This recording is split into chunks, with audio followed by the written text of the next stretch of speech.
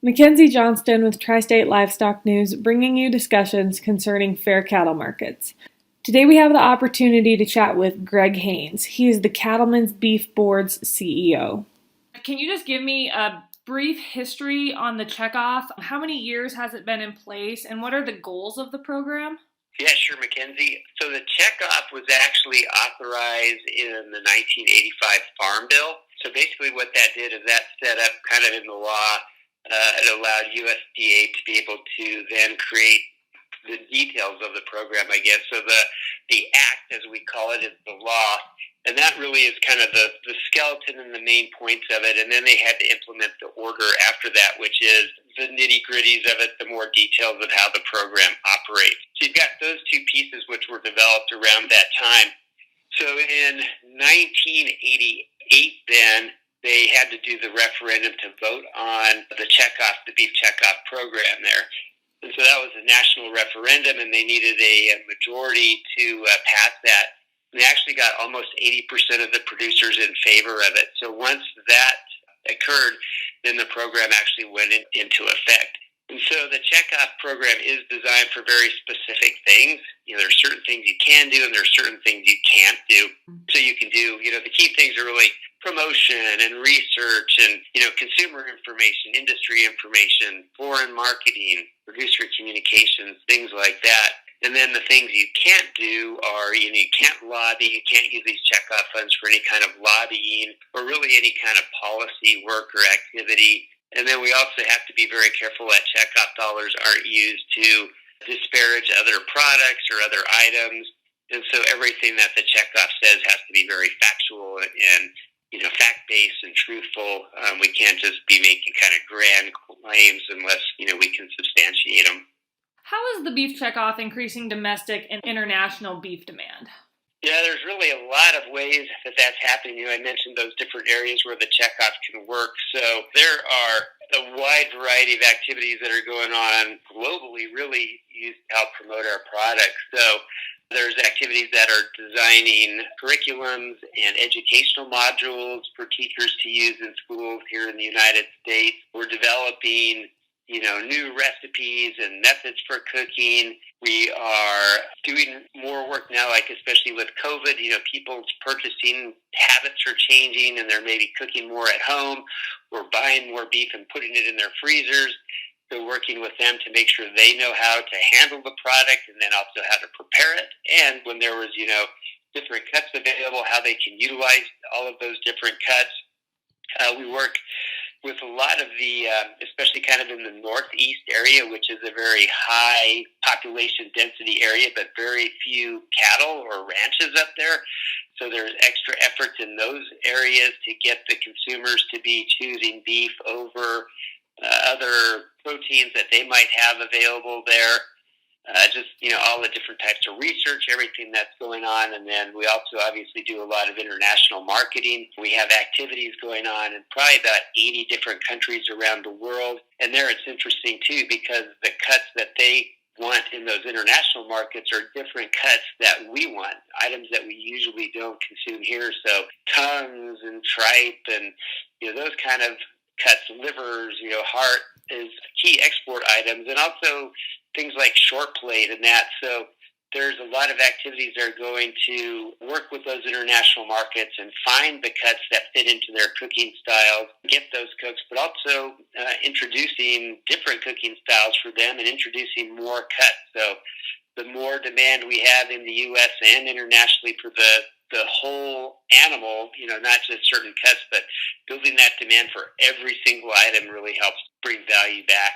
There is the beef board, and then you also have committees under the beef checkoff, correct? Right. Okay, how are folks elected to those to the board and those committees? Okay, yeah, so for the beef board, actually this year we have like 99 members, and that's going to increase to 101 members next year.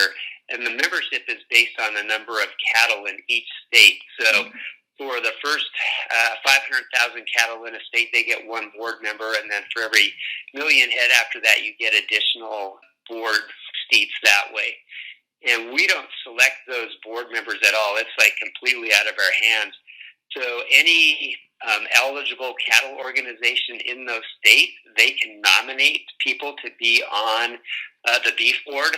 And so all those names are then sent to the Secretary of Agriculture, and then the Secretary of Agriculture makes that decision as far as who would be those board members on our board. And so when we have those, then we do have the various committees. And most of the committees are selected in the sense that we send out a sheet to all the board members, and we say, here's the different committees that are available, and we try to get their list of the top 2 or 3 committees that they would want to serve on. And then our officers then take all these lists, and then they will try to kind of divide it out so that we can get try to meet everybody's needs or requests as much as possible, but also then trying to get kind of a good geographic distribution among the different committees, so it's not just one area, but trying to get producers from all around the country on each of those different boards or each of those different committees then. So it is my understanding that the Beef Promotion Operating Committee met this past week to allocate $40 million for eligible beef industry programs within the Beef Checkoff. How are those decisions made?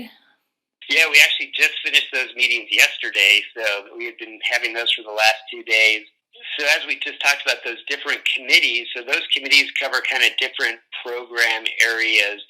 And so during the year, and especially during the summer meetings, the summer business meetings, the contractors who are putting together ideas and proposals for programs that would be funded by the Checkoff, they're already going over these ideas with those committees. So those committees are then reviewing all these different programs and the ideas. They're giving them feedback, and they're also rating them. So they're giving them kind of rankings for how they think these programs are meeting the objectives of what we're trying to reach. So all that feedback is given to the contractors. It's also given to that operating committee to feed for them to review. So the contractors can modify their proposals and try to adapt all this feedback from those producer committees. And then they resubmit the proposals, and then those go to the operating committee. And so, again, the operating committee is made up of 20 people, 10 from the Cattlemen's Beef Board, 10 from the Federation of State Beef Councils. So really producer-driven committee again. And then they hear presentations and the proposals again by all the contractors. So they're there presenting and giving them the overviews of the programs. The committee has also read about them and seen all the materials that have been submitted, and they're asking them questions. And so basically after 2 days of discussion and debating and haggling about it, then they determine really how they want to allocate that funding among all those different contractors. The Beef Checkoff has partnered with the World Wildlife Fund, the WWF, to focus on sustainability. Can you elaborate on this partnership? Yeah, and I don't know if partnership is really the right term for it. We haven't ever used any checkoff dollars, to pay World Wildlife Fund or to really do anything with them like that. I know that in 2013, I think it was, that one of our contractors, the National Cattlemen's Beef Association, had been working on putting together a series of seminars or roundtables, I guess, to try and bring different segments of the supply chain together to talk about sustainability. I think at that point, and even now, I think the definition of sustainability is different for different people. And, different segments were pointing fingers at each other.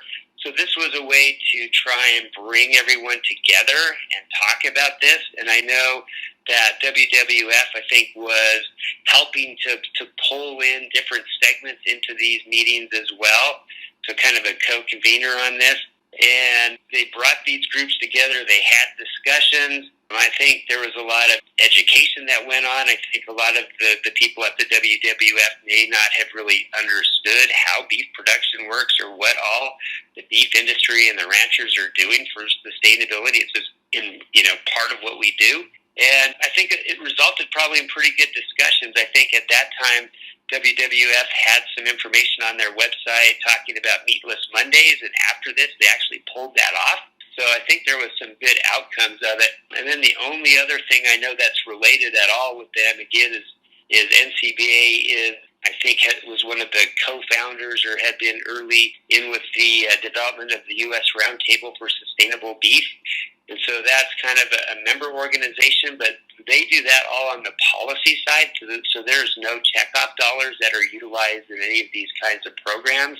And so they do that on their policy side, and I think WWF is a member of that, but it's not really, it's not a partnership, or there's no really sharing of resources in that sense. I mean, I think it's sharing of ideas and making sure that WWF understands this is what the beef industry is doing. It's probably important that, if you have organizations that may be critical to the beef industry, I think if we ignore them and they remain vocal, that's difficult. So sometimes it's probably a better strategy to understand their points and try to explain what's really happening and what the truth is. And I think those activities have been designed to show groups that may be critical of the beef industry just really what all we are doing to ensure sustainability of the environment and our products and all of this, our economy, all of it. Many producers have raised concerns around the Checkoff program, and as a result, a petition is currently circulating to bring about a referendum. What are your thoughts on this referendum and the producers' dissatisfaction with the Checkoff program currently? I'm disappointed, obviously, that there's a petition going around. Some of the different concerns that I hear about the Checkoff, to me, are not really checkoff-related issues. I think a lot of the concerns that I hear have more to do with kind of policy issues and things that really the checkoff has no influence over and really shouldn't have influence over. I mean, I think the checkoff, it's important, is a very neutral program that's designed to build demand for our products. So we shouldn't be trying to be doing political things, because anytime, you're in policy work, there's always different stances and different positions, and so you're never going to make everybody happy. So hopefully if we're working to create demand for beef, that is helping what everybody's doing. I guess we just have to continue to get out there and talk more about really, what's the checkoff, what's it about. The first question you asked is a little bit about the history of it. I think people have kind of forgotten about, what the checkoff is really designed for. And again, it's not designed to try and, do things politically, or to, people say, why don't you build a packing plant? Well, it's like, great, we could build a packing plant in Florida, and then the people in, Washington or Oregon are going to be unhappy. You could build one in Washington and Oregon, and the people in Nebraska are going to be unhappy. So right. Even if we could, which we couldn't build a plant, but it's like those kind of things the checkoff is not designed to do, and we can't do, and there's a reason for that. So I think people just need to understand what it can and can't do, and if they don't like the policy positions or things like that, they have to realize that the checkoff is not involved in that, or is not dealing in those areas, but is trying to be very neutral and proactive in competing in a very competitive protein market. We've got poultry, we've got pork, we've got fake meats that are very, very aggressive out there, and so that's what we're working on, is how do we position it so beef is chosen instead of any of those other proteins. So you just mentioned that you were hearing concerns from folks that essentially the checkoff can't do anything about, but you're still hearing these concerns. What are some of those concerns that you hear from folks within the industry? One of the biggest items out there is M-Cool. Obviously that is not anything that the checkoff can deal with or work on. Again, I've heard things, just talking about the markets with COVID especially, and the backlog of what's going on in the packing plants and the low cattle prices. It's like, what's the checkoff doing on this? And again, the checkoff's not designed to try and manipulate markets or do anything like that. It's designed to build that demand. And these bigger kind of economic impacts that happened with COVID, which it's impacted every industry, not just the beef industry, but every industry in the U.S. There's nothing that the checkoff should or can be doing about that.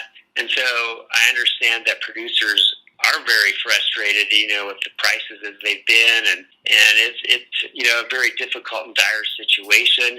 But I just hope that they understand that that's not something that the checkoff's designed to do. That's, again, different market dynamics, and again, the checkoff doesn't get involved in that. There has been much discussion around importing beef and the USDA's ability to label that beef as a product of the USA. What are your thoughts on this situation?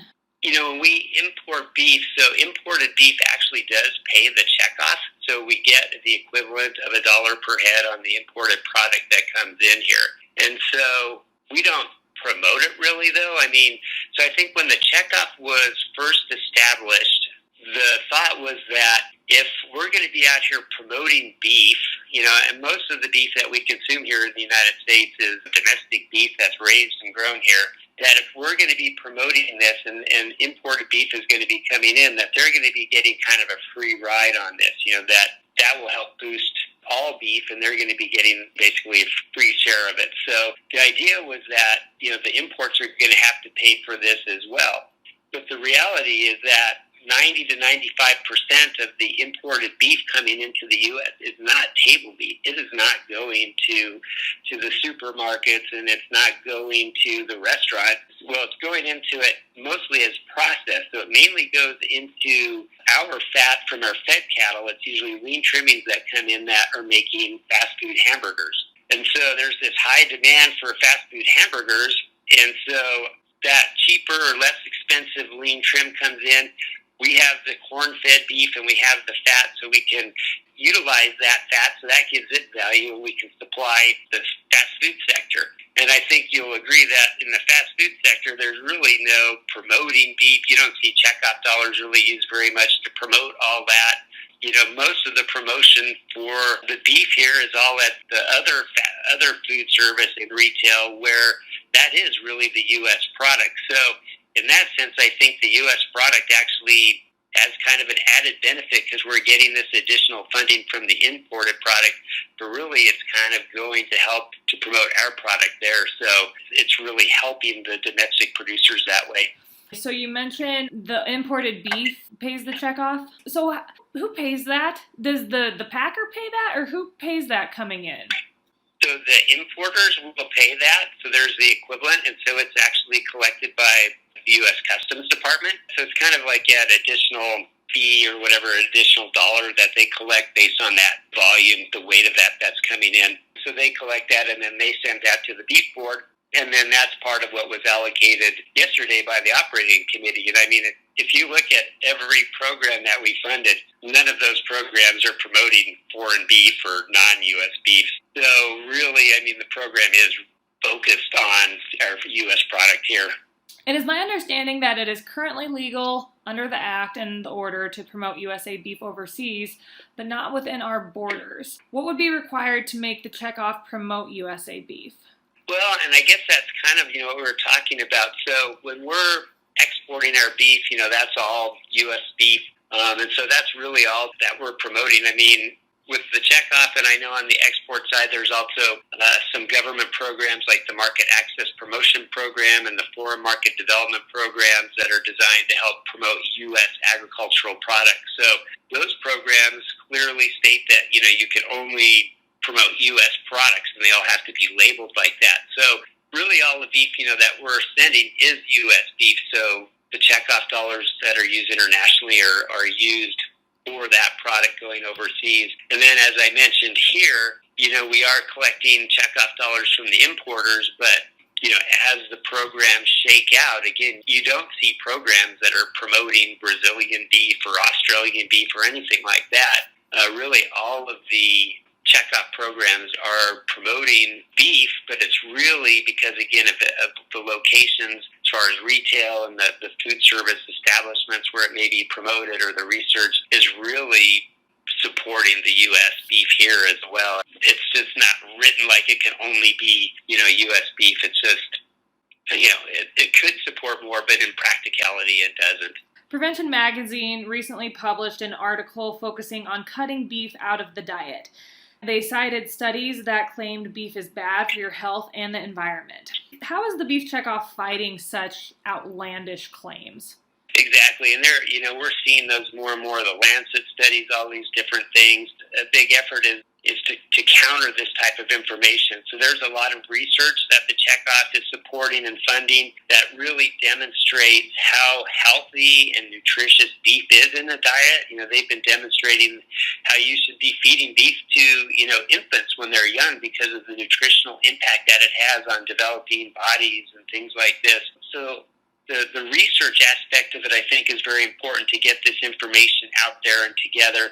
And then there's a lot of checkoff programs then that are designed to utilize that research and work with influencers, whether those are doctors or nutritionists or educators or chefs, and all these different groups to be getting that information and to be building it into their messaging that they're sending out as well. And then there's other work, just trying to get this messaging out to consumers as well. So that's all kind of part of these building blocks, those different areas to try and get this out. And I think everyone realizes that this is a high priority, that this has to be done. I was interested to see, in all the proposals or the authorization requests that the operating committee saw the last 2 days was really focused on this, putting that, as a top priority to make sure that we just keep pounding on that and are getting these positive messages out. The challenge, I think, for us is that, we've got kind of the limited resources of the checkoff, but you have all these other groups out there that have probably deeper pockets than us that are continuing to try and push their message. So that's why I think the checkoff is so important, because it's really kind of the only, the main counterattack or the main resource that we have to fight back against some of these claims that aren't accurate about our product. We have seen a big push in fake meats just this year since the pandemic hit. Is there any specific way that the Beef Checkoff is dealing with the threat of them stealing part of our market share? As you said, a small percentage of sales, less than 1% of meat sales, but still it's growing, and they're very, very aggressive in the messaging that they send, and the way they're trying to sell their product and position their product is by basically disparaging our product. They're saying things about how we're bad for the environment or bad for your health, and that's where we're trying to counter back on that. The challenge we have, again, is that we can't disparage other products. Any of the checkoffs are like that. They have to be factual and demonstrate the truth about it. And so that's where all this research and information we have is coming in so handy, that we can utilize this to counter this information that's coming from these kind of, young companies that have a lot of money from venture capitalists and are trying to grow. So this allows us to counter that with facts. But we've also been able to poke back at them with some advertising to consumers that's kind of fun, but getting to the point. I think one of them was nicely done beef. You only need one ingredient to taste like a burger. Things like that. So it's kind of demonstrating the fact that, if people want something that's natural and nutritious, which is a big impact, then that's beef, because it's one ingredient. And I think telling the story more about how cattle are such great upcyclers, there's still these conceived ideas that cattle are grazing on all this great fertile land that, we could be using to grow, human food, when really they're usually on a lot of the land is not suitable for crops, but they can take the plants that are there and convert that into a high quality protein, and they're actually methane and carbon neutral. They're not, putting out more CO2 gases than when we started. So all this information is key, and that's what we're putting out to try to counter these claims, the fake meat industry. Do you have any other statements you'd like to make regarding the Beef Checkoff? No, I just appreciate the opportunity to be on here with you today, Mackenzie. I want to thank all the producers out there. I know, like you said, there's people that have concerns about the checkoff, and they are hearing different things out there. And I want them to know that, we are working in their best interest. And if they have questions or they doubt it, I hope that they will call our office and let us know. We want them to understand what the checkoff is doing. Obviously, we're in a very difficult market still, but we're doing what we can. And again, the checkoff isn't designed to sway the cattle prices or anything, but it is designed to keep our product super competitive out there. And I think we've all seen that demand for beef through this whole COVID crisis has been, through the roof. It's been much stronger, really, than any of the other proteins out there. And that's nothing that happens by accident. There's a reason why Coke and Pepsi are always advertising and competing against each other, because it makes a difference. And so that's what the checkoff is doing for them.